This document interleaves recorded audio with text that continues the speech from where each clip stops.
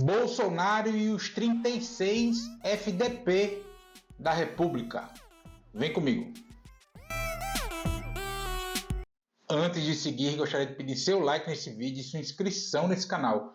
Peço também, caso você possa e queira, sua contribuição clicando no botão Valeu ou se tornando membro aqui do blog do Cadu Amaral, clicando no botão Seja Membro. Os membros do blog do Cadu Amaral têm acesso a conteúdos exclusivos e assim você ajuda mais um espaço de luta contra o fascismo à brasileira. Ao final do vídeo, deixe seu comentário, concorde, discorde ou complemente. Mas sempre se lembre que só não vale xingar nem falar no meio do povo. Compartilhe esse vídeo em todas as suas redes sociais. E também no WhatsApp e no Telegram, se você tiver. Lembrando que se você é de Alagoas, você pode assistir ao blog do Cadu Amaral na TV Com Maceió, canal 12 da NET. Se você não é de Alagoas, você pode assistir a TV Com no link que está na descrição desse vídeo. Obrigado. A Polícia Federal indiciou nesta quinta-feira, 21 de novembro, Jair Bolsonaro, Braga Neto, Augusto Heleno e Valdemar da Costa Neto, presidente nacional do PL, no inquérito sobre a tentativa de golpe de Estado.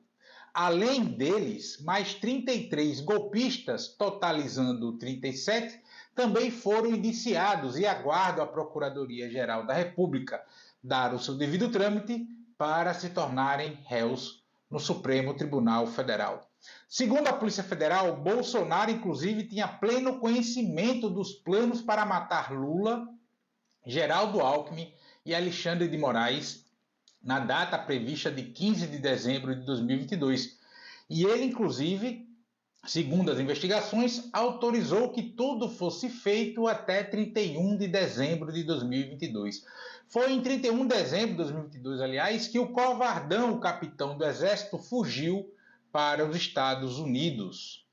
Mais nomes, inclusive, poderão ser indiciados, seja por conta, essencialmente, da operação contra-golpe, deflagrada na terça-feira, 19 de novembro, ao qual comentei no vídeo anterior, ou mesmo a pedido da Procuradoria-Geral da República, porque a PGR ela pode solicitar novas diligências. Bolsonaro, segundo o rito processual e também de acordo com a expectativa de alguns especialistas ouvidos pela imprensa, deverá ser julgado até junho de 2025. Como eu já venho afirmando aqui há um bom tempo, Bolsonaro será preso em 2025. Por quanto tempo ficará nessa condição? Impossível dizer agora. Segundo a Polícia Federal, os golpistas se organizavam com divisão de tarefas, o que permitiu a eles individualizar as condutas. E a Polícia Federal constatou que eles se dividiam em grupos de núcleo de desinformação e ataques ao sistema eleitoral, núcleo responsável por incitar militares a aderirem ao golpe de Estado, um núcleo jurídico, um núcleo operacional de apoio às ações golpistas, núcleo de inteligência paralela e um núcleo operacional para cumprimento de medidas coercitivas. Como nessas horas um monte de gente começa a abrir a boca, saiu a informação, inclusive, que o general Braga Neto poderia dar um golpe dentro do golpe, assumindo o poder e escamoteando os demais, com aquela história da criação do comitê de crise, em que teria ele e o Augusto Heleno coordenando ali, aí o Braga Neto daria um rolê ali e atuaria para ficar ali no comando ad eterno, e Bolsonaro nem voltaria à presidência da República. Com o fim desse inquérito, o Brasil ficou sabendo os nomes dos 37 FDP, por questões de algoritmo, de normas de comunidade aqui das plataformas FDP da República. Mas tem outros tantos por aí, inclusive do alto escalão das Forças Armadas. Repito agora as perguntas que fiz no vídeo anterior. Será que tudo isso foi discutido, planejado e teve até sua execução iniciada sem que todos os membros do alto escalão das Forças Armadas soubessem? Por exemplo, Hamilton Mourão, general do Exército, vice-presidente da República de Bolsonaro e hoje senador pelo Rio Grande do Sul. Nada sabia sobre isso? Será mesmo? General Tomás Paiva, atual comandante do Exército, que comandava a Academia Militar das Agulhas Negras no Rio de Janeiro em novembro de 2014, data quando a candidatura de Bolsonaro foi lançada dentro da AMAN, comandada por Tomás Paiva. Tomás Paiva nada sabia sobre isso. E o general Freire Gomes, que tanto tentam vender como legalista, nada sabia, não falou nada, quer dizer, saber ele sabia, porque ele participou da reunião, né? Ele é vendido como legalista por conta de uma reunião lá de Bolsonaro com o chefe das três forças, no qual só o Garnier, Almirante Garnier, teria colocado as tropas à disposição do golpe e o Freire Gomes teria dito que teria que prender Bolsonaro caso ele continuasse com essa coisa. E se Freire Gomes é legalista, por que permitiu que os acampamentos golpistas ficassem em frente aos quartéis? Ele chegou mesmo a impedir que o de Brasília fosse retirado pela polícia na noite de 8 de janeiro, após os ataques.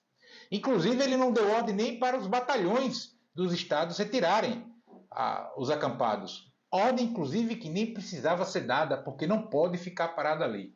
Mas isso tudo foi ficando à revelia. E o Tarcísio de Freitas, capitão do Exército, atual governador de São Paulo, e da cozinha de Bolsonaro quando ele era presidente, não sabia de nada? Seu silêncio, até o momento que grava esse vídeo, é ensurdecedor. Por que os altos oficiais das três Forças Armadas não denunciaram ou mesmo prenderam os golpistas? Porque caberia voz de prisão. Para mim tem muita coisa aí e espero que um dia isso venha à tona. Os 37 indiciados pela Polícia Federal nesta quinta-feira, 21 de novembro, são uma parcela importante desse esquema. Mas são isso somente, uma parcela. Bolsonaro está sendo descartado por quem o ungiu, que tem como projeto agora a eleição de Tarcísio de Freitas para presidente da República, mas somente em 2030. Gilberto Kassab, que é o grande mentor político ali de São Paulo, do governo de São Paulo, do governo Tarcísio, e uma das figuras mais pensantes da política nacional do ponto de vista de tática, etc., de articulação política, já vem cantando essa bola há algum tempo e eu também por aqui, humildemente falando, aqui no blog do Cadu, inclusive antes do próprio Kassab manifestar essa tática pela primeira vez. Tarcísio, candidato a presidente em 2026, é trocar o praticamente certo pelo muito duvidoso. São Paulo tem histórico de reeleição e Tarcísio de Freitas tem índices de aprovação para ser reeleito. Tarcísio, candidato em 26 a governador à reeleição, terá mais tempo e uma campanha para governo para usar de vez a fantasia de moderado que a mídia hegemônica vive a lhe colocar. Os 37 indiciados pela Polícia Federal são, em boa medida, gente, figuras que foram usadas e outras tantas que se deixaram usar. Os primeiros pelo pouco apreço à democracia e muita fome de brincar de poder. Os segundos para fazer valer as aproximações sucessivas dos militares na política brasileira, que começou lá atrás, ainda antes do golpe de 2016. O lema das Forças Especiais é qualquer missão, a qualquer hora, de qualquer jeito, de qualquer modo, enfim. Estou aí porque deve inclusive ser preso, por que não? Os familiares dos militares continuarão sendo resguardados pelas forças militares, inclusive com salários, moradias, saúde, seguro-saúde, enfim. O Instituto do General Vilas Boas, que leva o nome deste sujeito, até Vilas Boas, aquele que publicou um tweet ameaçando o Supremo Tribunal Federal caso a corte desse habeas corpus para Lula em 2018, permitindo que Lula fosse candidato a presidente daquela eleição. O Instituto do General Vilas Boas elaborou um projeto de poder de curto, médio e longo prazos, intitulado Projeto de Nação. Inclusive, muito do que está ali escrito naquele documento está sendo implantado por Tarcísio de Freitas em São Paulo. Está na cara quem é o cara do projeto de poder militar. Esses 37 indiciados são espantalhos, tendo Bolsonaro como o espantalho principal, o maior, o mais espalhafatoso, mas isso não significa que não sejam criminosos e golpistas. Bolsonaro, ao perceber o descarte, buscou entre os mais próximos quem topasse dar um golpe para seguir brincando de poder. Porque Bolsonaro sabia que após o descarte, muito provavelmente seria preso, seria descartado mesmo ali, vá para a lata do lixo.